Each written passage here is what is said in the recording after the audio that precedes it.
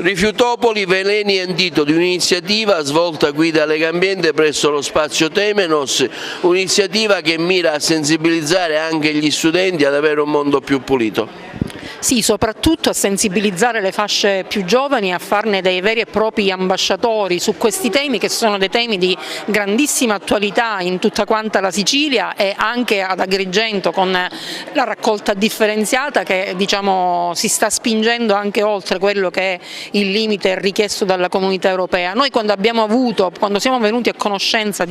della possibilità di portare appunto ad Agrigento questa conferenza spettacolo, che è un modo originale appunto di raccontare il ciclo dei rifiuti per parole e per immagini, partendo sostanzialmente da quelle che sono le negatività purtroppo presenti nel ciclo dei rifiuti, ma arrivando poi a rassegnare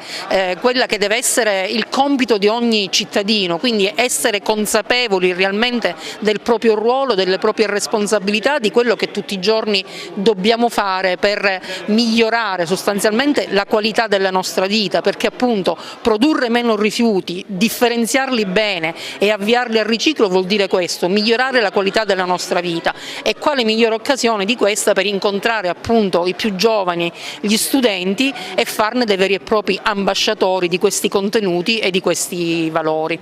Ecco, l'iniziativa viene fatta con Vito Baroncini alla Lavaglia Luminosa, qui vediamo tanti attrezzi. E cosa ci spiega come si svolge il tutto?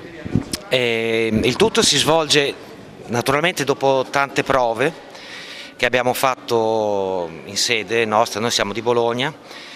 e niente, abbiamo unito diversi linguaggi, il narrare di Enrico Fontana, il mio lavoro con la Lavagna Luminosa, cioè disegno dal vivo, e le immagini prese da vari documentari che trattano appunto l'argomento rifiuti.